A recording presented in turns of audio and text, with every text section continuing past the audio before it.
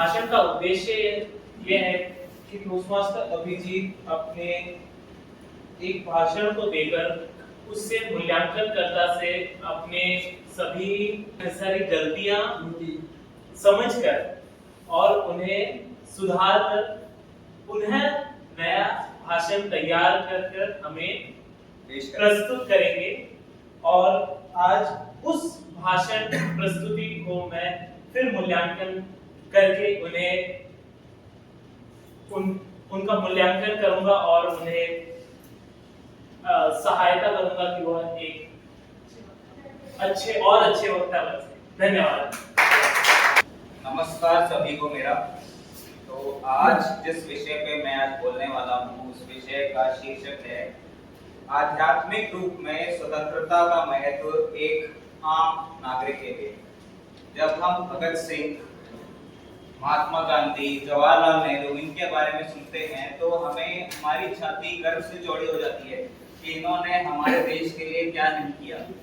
लेकिन एक आम नागरिक के रूप में हम कैसा योगदान दे सकते हैं, इसके बारे में आज हम विचार करेंगे। और क्योंकि मुझे आध्यात्मिक यानी कि स्पिरिचुअल बुक्स पढ़ना काफी पसंद है, इसलिए मैं उसी का एक्सट्रैक्ट यानी उसी का अंश लेकर आपको इस बारे में बताऊंगा। यह चीज मेरी बनाई गई नहीं है, यह चीज भगवत गीता ले लीजिए, आप बाइबल ले लीजिए, कुरान ले लीजिए, गुरु ग्रंथ साहिब ले लीजिए और जितनी भी किताबें हैं उनमें इसके बारे में एक झलक दी गई है।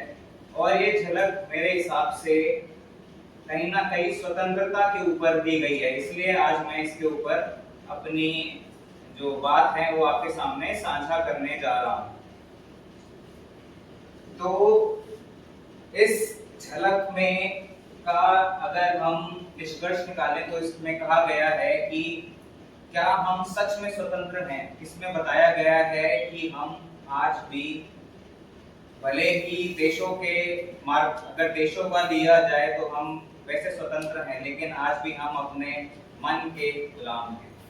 सारे ही किताबों में इसकी एक झलक पेश की गई है। तो मन का गुलाम होना क्या होना, हमें सब पता है कि हम आए दिन रील्स बनाते हैं, हम एक मोटिवेशन, एक कमिटमेंट लेते हैं कि हम सुबह उठेंगे, 10 मिनट वॉक करके आएंगे, 15 मिनट वॉक करके आएंगे। हमारे पास सारी स्ट्रैटेजीज यानी कि सारी की सारी युक्तियां हैं, लेकिन उन युक्तियों को हम केवल 3 से 4 दिन फॉलो करते हैं और फिर हम भूल जाते हैं। और इसका जो प्रमुख कारण है ये एक झलक है, लेकिन ये असल में होता क्यों है इसके बारे में इन किताबों में बताया गया है। इनमें बताया गया है कि जैसे मैं अपना उदाहरण दूं, मेरा नाम है अभिजीत, तो मेरे अंदर एक समझदार अभिजीत है और एक नासमझ अभिजीत है। तो इस नासमझ अभिजीत के कुछ ऐसे विकार हैं जिनको इन किताबों ने 5 श्रेणियों में बांट रखा है। तो अगर हम इनका नाम लें, सबसे पहला है क्रोध, दूसरा है लोभ, तीसरा है मोह, चौथा है अहंकार और 5वां है काम। तो हम स्टार्ट करते हैं क्रोध से। अब जैसे ही क्रोध मेरे दिमाग में आता है, मेरे दिमाग में एक उदाहरण आता है मेरे स्कूल का ही। 8वीं कक्षा में पहली बार गणित के टीचर ने हमें बोला था कि आप कंपास लेके आइएगा, अब हम सर्कल्स या गोलाकार चैप्टर को हम पढ़ेंगे।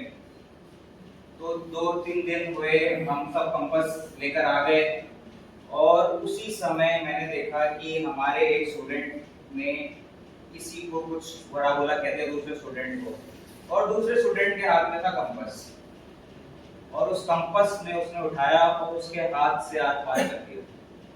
अब क्या जरूरत थी उसको, उसने केवल कुछ कहा ही तो था, वो उसको इग्नोर भी कर सकता था, लेकिन उसने ऐसा नहीं किया। देखा जाए तो गुस्सा 90% तक हम ऐसी स्थितियों को अवॉइड कर सकते हैं अगर हम बस चुप रहें। अगर हमने किसी ने सामने से हमें कुछ बोला है तो हम चुप रहकर उसे सुन लें और कोई रिएक्शन ना दें, ठीक है। 90% तक हम ऐसी गतिविधियों को रोक सकते हैं और आगे बढ़ सकते हैं और हमारी जो एनर्जी है उसको हम सही काम में और प्रबल बनने में इस्तेमाल कर सकते हैं। तो पहला हुआ ये गुस्सा, क्रोध, जिसके हम गुलाम हैं और इस गुलामी से हमें स्वतंत्र होना है। दूसरा है लोभ। लोभ को हम अंग्रेजी में कह सकते हैं ग्रीड। अब आज के समय में हमारे सबकी इच्छा होती है, जिसके पास स्कूटर है उसकी इच्छा होती है हमें कार मिले, जिसके पास एक कार होती है उसको लगता है हमें 4 चूड़ियों वाली कार मिले, ऑडी। तो जिसके पास ऑडी होती है उसे और महंगी कार। यह होना कोई गलत बात नहीं है, हम एक इंसान हैं और हम रोबोट नहीं हैं। लेकिन जब हमारी हदें इतनी आगे बढ़ जाती हैं कि हम उसमें झूठ और फरेब लेकर ले आते हैं और हम कैसे ना कैसे प्रमोशन चाहते हैं या कुछ भी मिलावट करके अपने धंधे में कस्टमर का नुकसान करते हैं, तो इस गुलामी से हमें बचने की ओर अपना प्रबल कार्य करना चाहिए। तो ये हुआ गुलामी। तीसरा है मोह। मोह का मैं आपको एक साधारण सा एग्जांपल दूंगा। जब भी हम एयरक्राफ्ट में यात्रा करते हैं तो एक उदाहरण दिया जाता है माँ और बच्चे का। अगर माँ बच्चे के साथ ट्रैवल कर रही है तो कहा जाता है कि अगर कोई आपातकालीन स्थिति हो तो माँ पहले ऑक्सीजन मास्क को लगाए, बाद में बच्चे को लगाए। ऐसा क्यों कहा जाता है? अगर वो खुद को ही नहीं लगाएगी तो बच्चा कैसे बचेगा? तो ये है हमारी अटैचमेंट। अगर माँ उस बच्चे से जितना ज्यादा अटैच होती, जो कि हर माँ होती है, तो वो ना खुद को बचा पाती और ना अपने बच्चे को। ये हुआ एक एग्जाम्पल। और दूसरे कितने ही एग्जाम्पल हैं अटैचमेंट के। हम किसी इंसान से इतना प्रेम कर लेते हैं, सोलमेट। आजकल एक नया कॉन्सेप्ट निकला है मेरा, हार्ट ब्रेक। पता नहीं ये क्या होता है हार्ट ब्रेक। हम किसी से इतना अपने आप को जोड़ लेते हैं कि हम अपना कंट्रोल उसी को ही दे देते हैं जैसे कि वो ही सब है। लेकिन ऐसा नहीं है। हम यहाँ पर अपना एक जीवन काटना है, हमें जितना हो सके खुद को प्रबल बनाने में और दूसरों की सहायता में। जैसे कि मदर टेरेसा, उन्होंने किसी एक व्यक्ति के साथ अपना नहीं जोड़ा, उन्होंने हर किसी की मदद करी और एक प्रबल, कभी भी हम उन्हें जानते हैं और आज भी हम उनके जो हैं उनकी चीजों से हम सीखते हैं। तो ये हुआ मोह। चौथा है अहंकार। अहंकार का बिजनेस में बहुत बड़ा रोल है। एक बिजनेसमैन व्यक्ति जो होता है उसका पहला जो उद्देश्य है वो होना चाहिए, उसको बेशरम होना चाहिए। क्योंकि एक बेशरम व्यक्ति की ये कह सकता है मुझे कुछ नहीं पता, कृपया मुझे बताइए। तो वो ऐसे कर करके पता नहीं कितनी चीजें सीख सकता है। अगर वो ये कह दे कि मुझे सब पता है तो वो वहीं खड़ा रहेगा, कुछ पूछेगा नहीं और वो जीवन में कभी जो वैल्यूएशन हमें मिलती है करोड़ों की वो नहीं पा पाएगा। तो इस अहंकार से कहीं ना कहीं हमारी भी दुर्गति हो रही है। और अगर हम उदाहरण लें जैसे कि अहंकार में हमारी टोस्ट मास्टर मनुष्य जी का, अगर वो कहें कि ये मीटिंग मेरी वजह से चलती है, तो तुम सब टीममेट्स कुछ नहीं करते, सब मैं बताती हूँ, तो कहीं ना कहीं हम उनकी इज्जत नहीं करेंगे। लेकिन ऐसा नहीं है, वो अपने से ज्यादा श्रेय अपने टीममेट्स को देती हैं और ये ही एक प्रबल लीडर की उदाहरण होता है। चौथा है काम। काम का मतलब है लस्ट, जिसको कहते हैं सेक्सुअल डिजायर्स। ये एक तरह से अगर आप देखें तो एक सामान्य चीज है। कुत्ता हो गया, बिल्ली हो गया, हर जगह पेड़ हो गए, हर जगह ये एक बायोलॉजिकल फिनोमेना है। लेकिन इंसानों ने इसको इतना ग्लोरीफाई कर दिया है, इसकी वीडियोस बन रही हैं, लड़के लड़कियां इसको अपनी फोनों में रखते हैं, इनको देखते हैं और खाली बैठे रहते हैं, उनके पास कोई काम नहीं है। तो हमें इसका एक ही कारण है कि वो लोग खाली हैं। तो हमें इन चीज से बाहर आकर, इतनी बड़ी कम्युनिटी है हमारी, मुझे लगता है टोस्ट मास्टर से एक स्टार्टअप निकलना चाहिए। इतने अच्छे माइंड्स हैं यहाँ पर, तो इन सारी चीजों को छोड़ के हमें आगे बढ़ के खुद को एक प्रमुख इंसान के रूप में खुद को प्रकट करना चाहिए। तो इन्हीं से ही मेरे 5 जो श्रेणियां हैं जो किताबों में कही गई हैं, जो मैंने नहीं कही हैं, किताबों में लिखा गया है, ये कही गई हैं। तो हो सकता है तो आप कृपया करके इनको ध्यान रखें और जितना हो सके इनको अपने जीवन में अमल करने की कोशिश करें। और ऐसा नहीं कि मैं 100% कर पाता हूँ, मैं भी कोशिश करता हूँ और कृपया आप भी कोशिश करें। धन्यवाद। शुभ संध्या। शुभ संध्या। तो क्या आप सभी अपने भविष्य विध्वंसक यंत्रों से अपने आप को निकालकर मेरे ऊपर ध्यान आकर्षित करना चाहेंगे?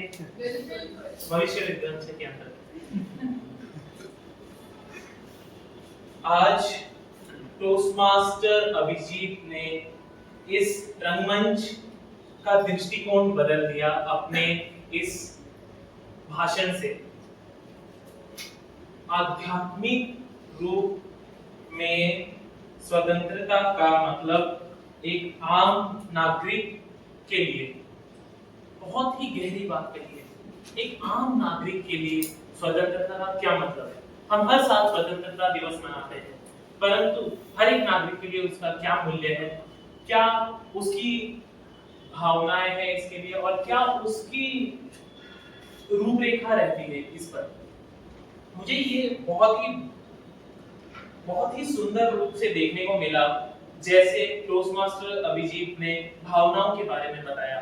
लालच, मोह, अहंकार, गुस्सा, काम, क्रोध, इन सभी भावनाओं के बारे में एक एक छोटी छोटी बात कही उसने, और कैसे हम अपने आप को बदल सकते हैं। जैसे हमारा देश स्वतंत्र है, हम अपने आप को भी इन भावनाओं से बाहर निकालकर सही मायनों में स्वतंत्र कर सकते हैं। इसी के साथ टोस्टमास्टर अभिजीत ने ये भी बताया कि कैसे छोटी छोटे बदलाव से हम बहुत बड़ी चीजें कर सकते हैं। एक किसी इनके सहपाठी का दूसरे सहपाठी को जख्मी कर देना बहुत बड़ी बात हो जाती है। एक छोटे से गुस्से, एक पल के गुस्से के लिए कितना बड़ा मुसीबत या मेहनत का काम। इसी के साथ कुछ चीजें मैं चाहूंगा कि टोस्टमास्टर अभिजीत अपने अगले भाषण में और करें। जैसे मैं देख पा रहा था कि इनके चेहरे पर एक उदासीन अभिव्यक्ति थी, तो अगली बार जब यह स्टेज पर आए तो एक मुस्कुराहट अपने चेहरे पर रखें, क्योंकि मुस्कुराने से आप सामने वाले को भी मुस्कुराने का मौका देते हैं और इससे सभी खिल उठते हैं। उसी के साथ एक और चीज मैं कहना चाहूंगा, किसी भी भाषण का शीर्षक बहुत जरूरी होता है। इस भाषण का शीर्षक आपने बहुत ज्यादा लंबा और एक प्रकार से शीर्षक में ही गुम हो जाने वाला है। शीर्षक में बहुत कुछ था, आध्यात्मिक रूप, स्वतंत्रता का मतलब, और वह भी एक आम नागरिक के तरफ। आप ये कर सकते हैं कि इसके 3 टुकड़े करके इसको 3 रूपों में भाग कर सकते हैं और अलग अलग तरीके से बता सकते हैं। बाकी मैं आपके आगे दिए जाने वाले भाषणों को सुनना जरूर पसंद करूंगा, और मैं ये जानता हूं कि आप और बढ़िया करेंगे। धन्यवाद।